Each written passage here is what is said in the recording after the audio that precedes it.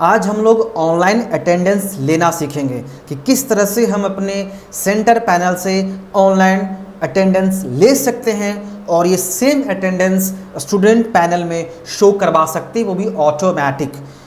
अब हम आपको ये बताएंगे कि क्यों आपको अटेंडेंस लेना चाहिए।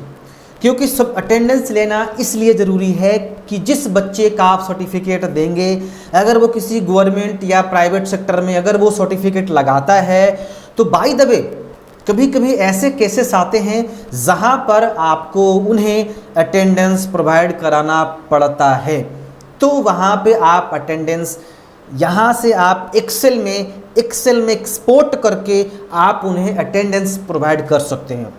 तो अगर आप किसी भी बच्चे का एडमिशन ओल्ड स्टूडेंट करके ले रहे हैं तो कहीं ना कहीं वो डेटा आपके पास है, उस बच्चे का डेटा आपके पास है, तब तो प्रॉब्लम नहीं है। लेकिन अगर न्यू स्टूडेंट का आप एडमिशन ले रहे हैं तो आप अटेंडेंस ज़रूर लें। ऑफलाइन अगर आप ले रहे हैं, ऑनलाइन आपको लेने का मन नहीं है तो कोई बात नहीं, अगर आप ऑनलाइन लेना चाहते हैं तो बेहतर हो, क्योंकि ऑफलाइन बहुत सारी प्रक्रियाएं होती हैं। तो मैं आपसे रिक्वेस्ट करना चाहूँगा कि आपके पास जितने भी स्टूडेंट्स हैं उन सभी स्टूडेंट्स का एडमिशन सेंटर पैनल में ले लीजिए, ताकि आप यहाँ से अटेंडेंस लें तो उसे एक्सपोर्ट करके एक्सेल के फॉर्मेट में अगर कहीं मांगा जाता है, किसी बच्चे का जॉब लगता है, वो सर्टिफिकेट दिखाता है, अगर उनसे अटेंडेंस मांगा जाता है कि मुझे अटेंडेंस सीट चाहिए, तो आप कैसे प्रोवाइड करेंगे। आप ये वेट मत कीजिए कि बच्चा का कोर्स कंप्लीट होगा तब मैं उसे सर्टिफिकेट दूंगा। बच्चा जैसे ही वो आता है आप उनका एडमिशन ले लीजिए, और जब उस बच्चे का कोर्स कंप्लीट होता है तब उनको सर्टिफिकेट इशू करके दीजिए। कोई बात नहीं, एडमिशन तो ले सकते हैं ना, क्योंकि एडमिशन लेने के बाद आप सारे फीचर यूज कर सकते हैं, like attendance, batch manager, weekly test, monthly test, free test, है ना, और होमवर्क की सारे ऑप्शंस तब आप यूज कर पाएंगे जब एडमिशन लेते हैं। और एडमिशन लेंगे तो ये पता चलता है कि इस बच्चे का एडमिशन 1 साल पहले हुआ था।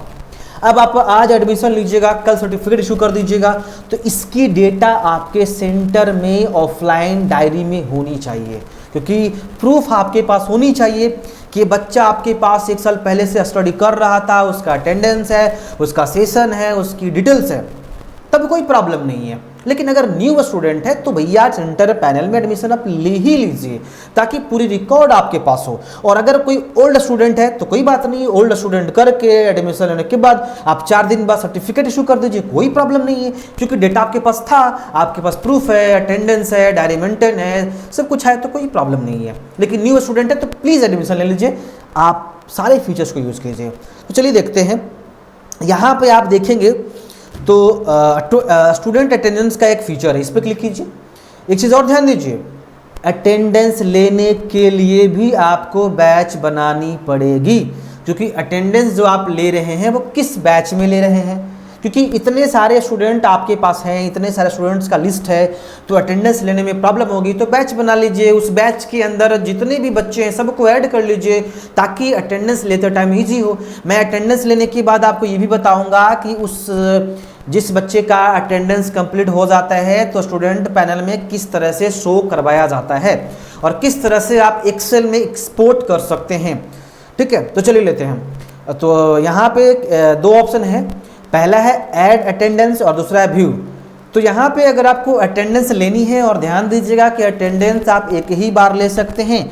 अगर आप एक बार अटेंडेंस ले लेते हैं तो दोबारा आप उस बैच के अंदर अटेंडेंस नहीं ले सकते हैं, और ना ही पिछले अटेंडेंस को एडिट कर सकते हैं। एक बार हो गया तो हो गया, दोबारा कुछ नहीं कर सकते हैं आप। तो यहाँ पे अटेंडेंस लेने के लिए आपको यहाँ पे बैच को चूज करनी होगी। तो मैं CCC का बैच चूज करूँगा जिसमें मुझे अटेंडेंस लेना है। इस बैच में 4 बच्चे हैं।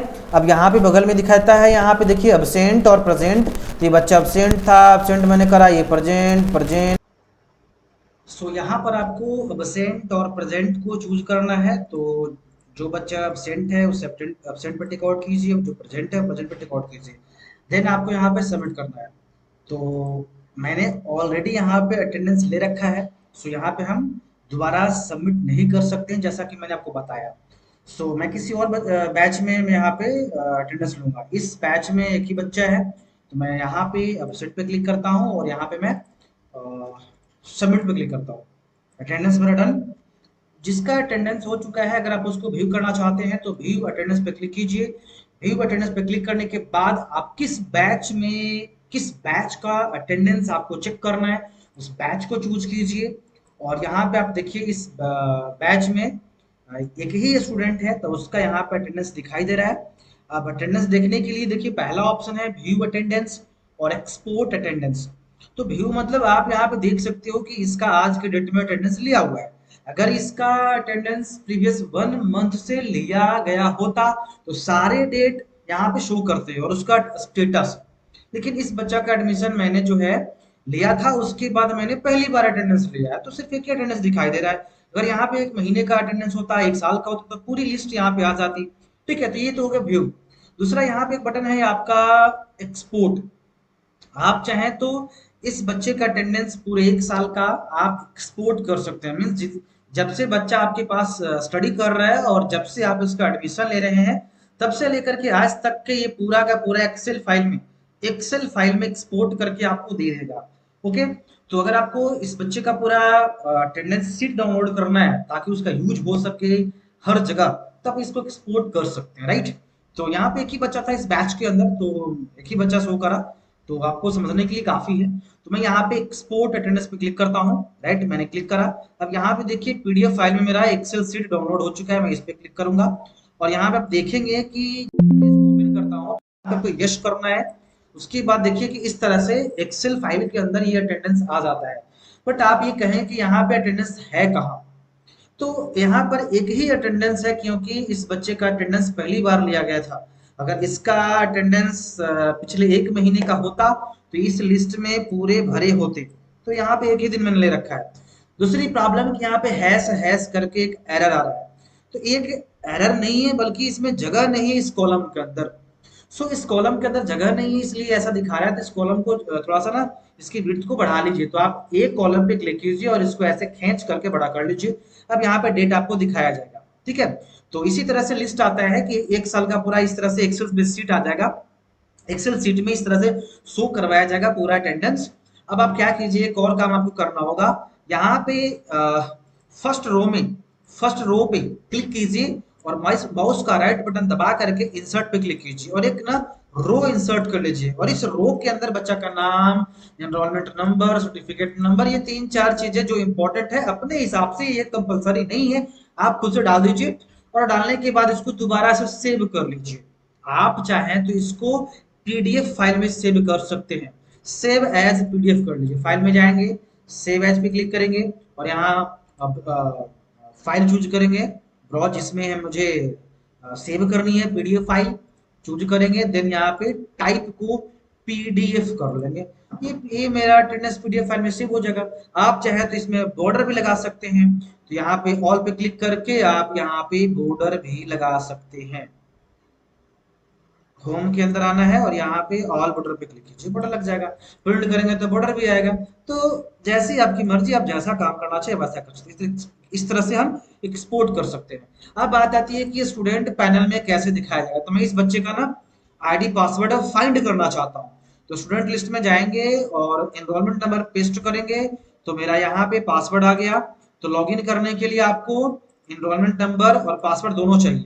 तो मैं वेबसाइट पे जाऊंगा, वेबसाइट पे जाने के बाद स्टूडेंट लॉगिन पे क्लिक करूंगा। यहाँ पे एनरोलमेंट नंबर जो है मैं डालूंगा। देन यहाँ पे मेरे को पासवर्ड भी यहाँ पे मिल जाता है, तो मैं पासवर्ड भी यहाँ पे कॉपी कर लूंगा और देन पासवर्ड में डालूंगा और लॉगिन कर लूंगा।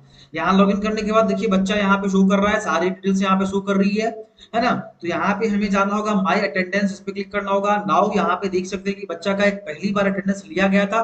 सो यहाँ पर दिखाया जा रहा है कि इस डेट में आप एब्सेंट थे, राइट। तो यहाँ पे सारे लिस्ट आ जाएंगे जितने दिन इन्होंने अटेंडेंस पूरा करा था, है ना, 1 साल का 6 महीने का। तो एक ही दिन लिया गया तो ये दिखाई दे रहा है। सो इस प्रकार से आप अटेंडेंस का यूज कर सकते हैं। बट अटेंडेंस लेने के लिए आपको बैच बनानी पड़ेगी। बैच बनाने के लिए आपको बैच मैनेजर में जाना होगा। बैच में जाने के बाद बैच का नाम डालना होगा, बैच का कोड 134 जो भी डालना है, बैच का टाइम डाल दीजिए और उसके बाद बैच इस बैच में कौन टीचर है वो डाल दीजिए। देन यहाँ पे बैच को ऐड कर दीजिए। बैच को ऐड करने के बाद यहाँ नीचे आएंगे तो बैच इस तरह से शो करवाया जाएगा, बैच का नाम, बैच का कोड, बैच का टाइम, बैच का टीचर।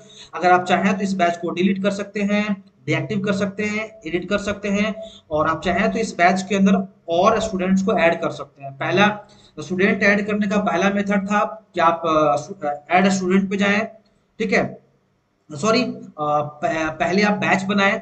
जब आप बैच बना लेते हैं तो एडमिशन लेते टाइम यहाँ पे आपको सिलेक्ट बैच में वो बैच शो किया जाएगा। जब तक आप बैच नहीं ऐड करेंगे तो सिलेक्ट बैच में एक भी बैच नहीं शो करवाया जाएगा। आप चाहें तो इसे छोड़ सकते हैं और बाद में मैन्युअली बैच में इस बच्चे को ऐड कर सकते हैं जिसका आप एडमिशन ले रहे हैं। मेरे कहने का मतलब आप समझ चुके होंगे, ठीक है। तो यहाँ पे बैच अगर नहीं शो किया जाता है तो बैच बना लीजिए, तब बैच शो किया जाएगा। और आप बैच मैनेजर में जाने के बाद भी जो है किसी भी बैच में जाइए और मैनेज स्टूडेंट पे क्लिक कीजिए और मैन्युअली यहाँ से टिक आउट करके उस बैच के अंदर बैच स्टूडेंट को ऐड कर लीजिए, या फिर बैच स्टूडेंट का एनरोलमेंट नंबर सर्च करके भी यहाँ पे बैच में टिक आउट करके ऐड कर सकते हैं, राइट। इतना कर दीजिए और उसके बाद डेली अटेंडेंस लीजिए। सो अटेंडेंस लेने का सिर्फ यही सिंपल सा प्रोसेस है। फिर भी कोई क्वेरी रह जाती है अटेंडेंस फीचर्स को यूज करने में तो आप हमसे कांटेक्ट कर सकते हैं। Thank you.